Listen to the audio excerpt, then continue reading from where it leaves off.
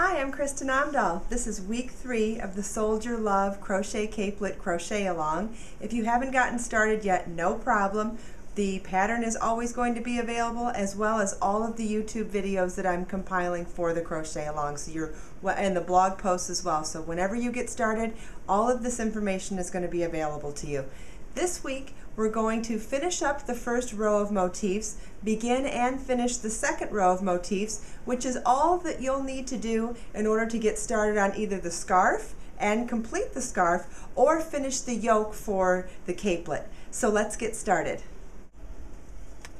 Okay, in this sample I've worked the first 3 motifs along the first row of motifs, and now what we need to do is come around and complete the tops of these motifs to the middle of the first one. And all of this is described in the pattern as well as in the chart that comes along with the pattern. So we're going to do a chain 3 for our next corner and work 3 double crochets into this chain 5 ring.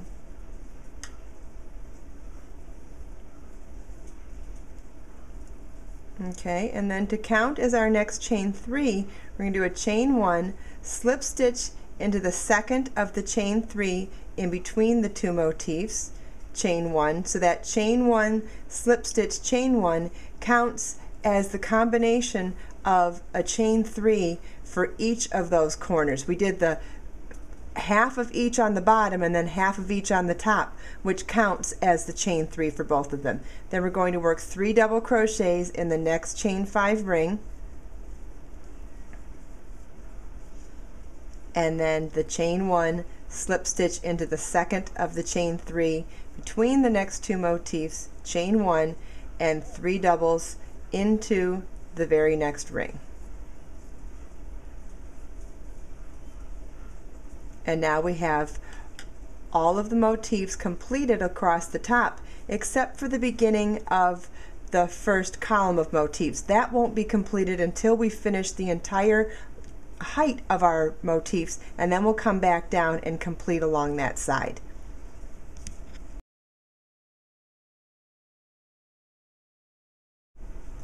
The first motif on the middle rows of motifs is worked differently than every motif for the rest of that row, and we're going to get started there with a chain 11, which is the same as every motif. 6, 7, 8, 9, 10, 11. Slip stitch into the 5th chain from our hook to create a chain 5 ring. Slip stitch in each of the next 3 chains, which counts as a double crochet. Then we're going to slip stitch to the first double crochet on the adjacent motif in the row below to join the sides, and we're going to make another double crochet into our same chain 5 ring, then slip stitch into the next double crochet on the motif below, double crochet into our same ring, slip stitch into the next double crochet on the motif in the row below. Then we're going to do a chain 1, slip stitch into the chain 3 space on the row below, and what I like to do is work into the same exact space as the other 2 were joined together. It makes for a very nice clean join when everything is joined into the same place. Chain 1, then we're going to work back into our chain 5 ring on this motif to work our 3 more double crochets. And you'll see now we have the first motif on our second row of motifs completed.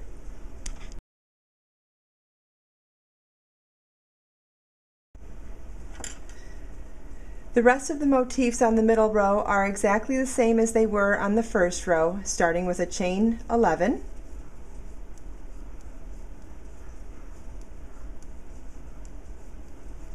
Slip stitch into the 5th chain from your hook to form a ring.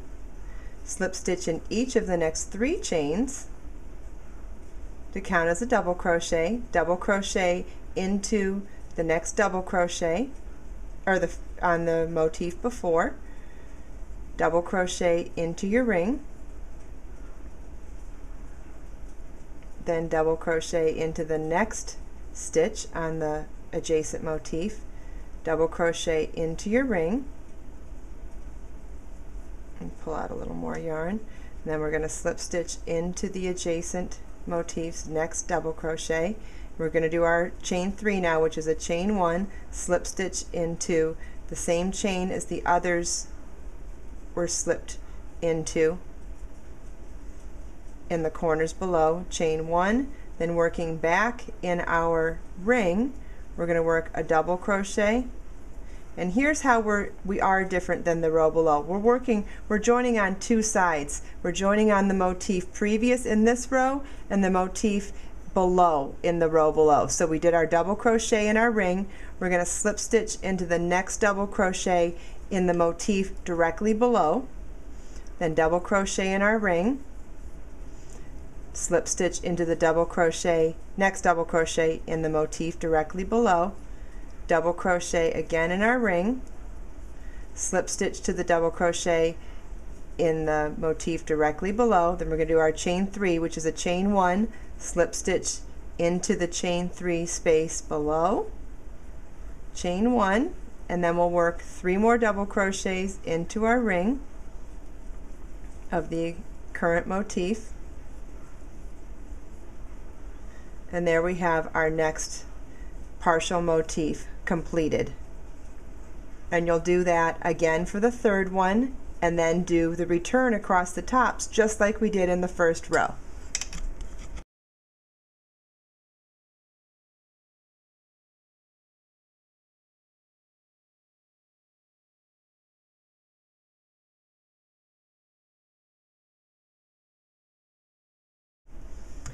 Okay, so here you can see that I've completed the first row, second row, and third row of motifs, but I still haven't completed the final column of the final edge of column A. And that's because what you would be doing if you were making something larger than this sample is you would repeat this second row of motifs over and over and over again until you reach the final length that you wanted.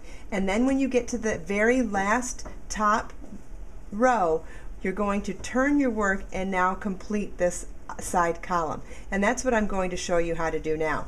And it's exactly the same as what you did when you completed the top of any of the rows of motifs. So what we're going to do is a chain 3, work 3 double crochets into the next chain 5 ring, and then to complete the next chain 3 we're going to do a chain 1, slip stitch into the second of the chain 3 between the motifs, chain 1, and then work 3 double crochets into the very next chain 5 ring, chain 1, slip stitch into the second of the chain 3 between the motifs, and this is the repeat that you will continue to do over however many rows of motifs you have to finish along this side. For this sample I only have 3 double crochets into the last chain 5 ring, and then we have a chain 3 from the beginning of this first motif. So instead of doing a chain 1 or anything else, we already have the chain 3 completed here, so we're just going to slip stitch into the first one, and that completes our chain 3 corner. Now at this point, if this were the length of the scarf, you could finish here. You could add an edging to it. For the capelet, what we're going to do is slip stitch into the middle chain of that chain 3 so that we're actually right on the corner, and that's where we will begin next week in week 4 when we start doing the lower lace edging.